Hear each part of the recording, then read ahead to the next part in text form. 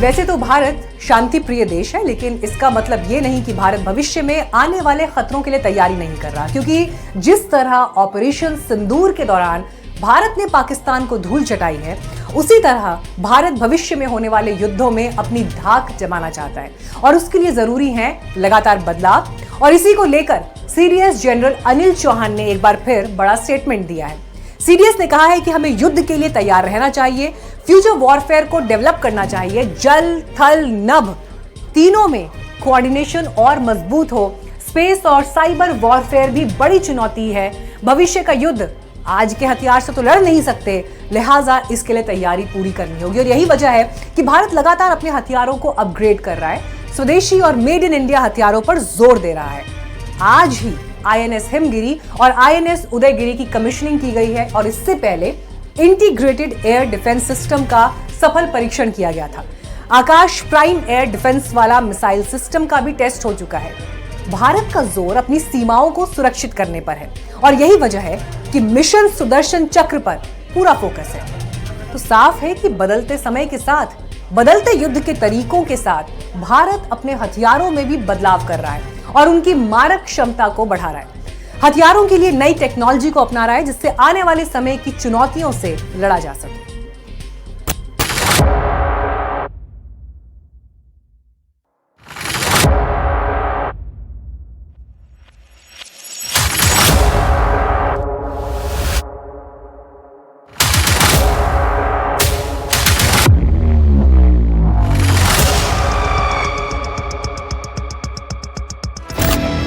शांति और युद्ध दो अलग अलग शब्द हैं, लेकिन शांति का रास्ता युद्ध से ही होकर गुजरता है। इसी मंत्र पर अब भारत अग्रसर है। हिंदुस्तान जानता है कि अगर शांति चाहिए तो फ्यूचर वॉरफेयर के लिए भी तैयार रहना होगा। यही वजह है कि ऑपरेशन सिंदूर के बाद स्वदेशी हथियारों को और हाईटेक कर सेनाओं के हाथ मजबूत किए जा रहे हैं, क्योंकि भारत शांति प्रिय राष्ट्र जरूर है, लेकिन जवाब देना भी जानता है। India has always stood on the side of peace. We are a peace-loving nation, but don't mistake, we cannot be pacifists. I think peace without power is utopian. And over here, I like to quote a Latin quote which goes like this: "Si vis pacem para bellium," which translates, "If you want peace, prepare for war."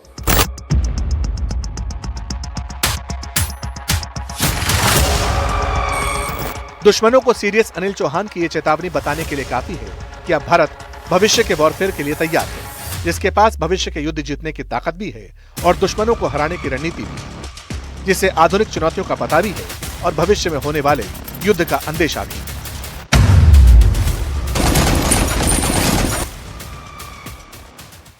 First is, I think there is an increased propensity amongst nations and governments to use force actually, and this happening because political objectives today can be achieved by short duration conflicts.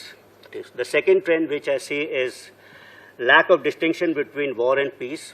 This particular era which we knew in the past of declared wars, I think that's all over. The third important thing is, I think, importance of people. That is, a modern state, if you look at a modern state, it comprises of three essential elements. One is territory, then the ideology of the state, and lastly is the people who comprise that particular state. The fourth important trend I think we can debate is the matrices of victory and how do we perceive victory. This also I think is changing.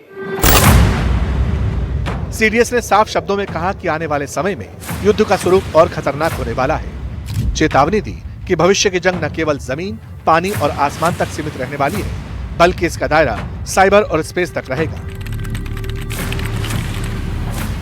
ऐसे हालातों में जीत तभी संभव होगी जब भारतीय थल सेना, नौसेना और वायुसेना मिलकर एक साझा रणनीति पर काम करें।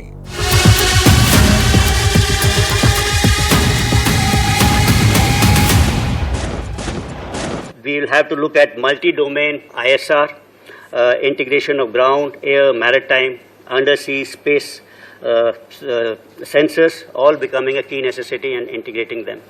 A colossal amount of integration will be required as multiple fields will need to be networked to provide a very fused picture to us.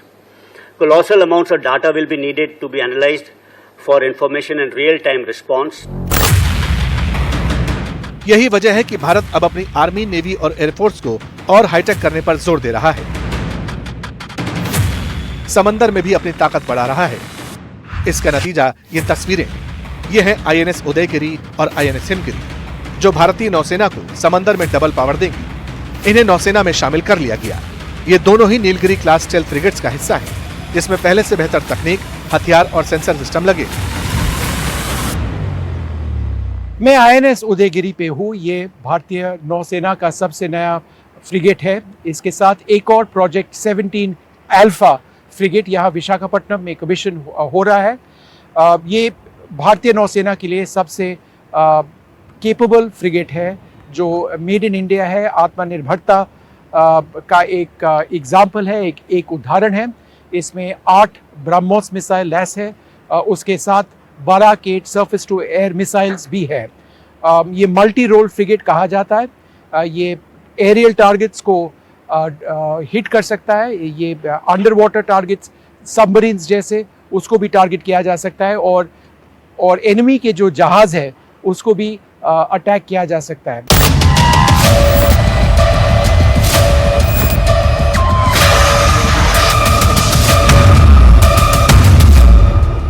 ये दोनों फ्रिगेट्स 6700 टन वजनी और 149 मीटर लंबी है। दोनों को ब्लू वाटर ऑपरेशंस के लिए डिजाइन किया गया है, यानी गहरे समुद्र में पारंपरिक और गैर पारंपरिक खतरों से निपटने में सक्षम है। इनका डिजाइन इतना खास है कि रडार पर इनकी मौजूदगी को पकड़ना मुश्किल है। इसी के चलते ये स्टेल्थ युद्धपोत कहलाते हैं। इनमें आधुनिक कंबाइंड डीजल और गैस प्रणाली है, जो इन्हें 30 नॉट की रफ्तार से चलाने में सक्षम बनाती है। कई सालों से भारतीय नौसेना का एक बेसिक रिक्वायरमेंट वॉरशिप्स का था। वॉरशिप प्रोडक्शन का रेट हिंदुस्तान में काफ़ी कम रह चुका है, पर अब एक दिन में 2 वॉरशिप ऐड करना फ्लीट में, ये काफ़ी अहम बात है भारतीय नौसेना के लिए। इतना ही नहीं, ये दोनों ही नेटवर्क सेंट्रिक युद्ध क्षमता से लैस हैं, जो इन्हें दूसरे युद्धपोतों और कमांड सेंटरों के साथ रियल टाइम डाटा साझा करने में सक्षम बनाता है। इनमें हेलीकॉप्टर ले जाने की सुविधा भी है, जो लंबी दूरी तक पनडुब्बी रोधी और निगरानी मिशन में मदद करेगी। GRSE द्वारा निर्मित हिमगिरी और MDL द्वारा निर्मित उदयगिरी, ये दोनों अत्याधुनिक वारशिप्स हैं, जिन्हें पूरी तरह भारत में ही निर्मित किया गया है। इन वारशिप्स के हथियार और सेंसर पैकेज इन्हें सागर का अजेय प्रहरी बनाते हैं। मुझे बताया गया है कि इन वारशिप्स में कई एडवांस कैपेबिलिटीज भी शामिल हैं। ये दोनों वारशिप लंबी दूरी तक मार करने वाली और surface to surface air missiles, supersonic BrahMos missile, स्वदेशी rocket launcher, torpedo launcher, combat management system और फायर कंट्रोल सिस्टम जैसे अत्याधुनिक और बेहद जरूरी सिस्टम से पूरी तरह लैस हैं। मुझे पूरा विश्वास है ये दोनों वारशिप्स समुद्र में चलने वाले बेहद जटिल और जोखिम भरे अभियानों में एक गेम चेंजर साबित होंगी ही। फ्यूचर वॉरफेयर की तैयारियों के बीच वैसे भी ये साल भारतीय नौसेना के लिए बेहद महत्वपूर्ण रहा है।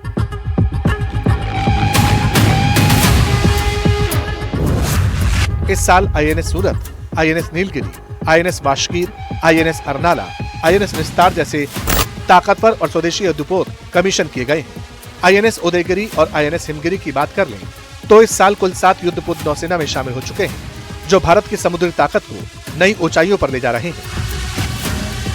वैसे ऑपरेशन सिंदूर के बाद हवाई सुरक्षा को और मजबूत बनाने की जरूरत महसूस हुई थी। इसी का नतीजा है कि IADWS का सफल परीक्षण हुआ, जो एक इंटीग्रेटेड एयर डिफेंस सिस्टम है। इसमें पूरी तरह से स्वदेशी तकनीकों का उपयोग किया गया है।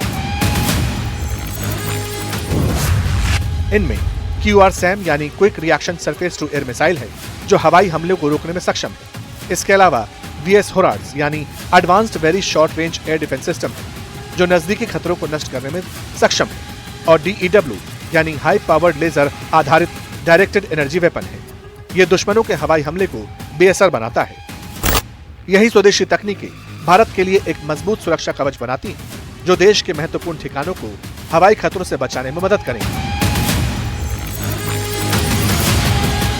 which I think we could discuss in this seminar is about Sudarshan Chakra, India's own Iron Dome or Golden Dome. The Honorable Prime Minister had made a mention of this on 15th of August when he spoke about Sudarshan Chakra.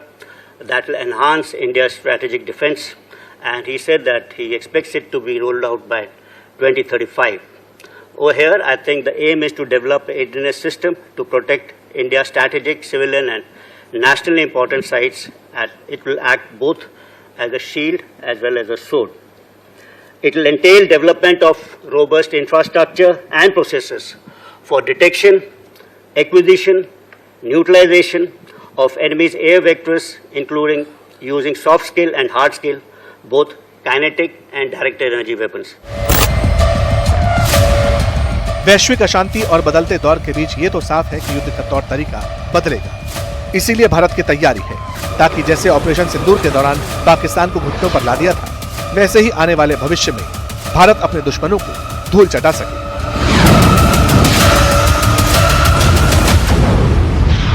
Bureau report, NDTV India.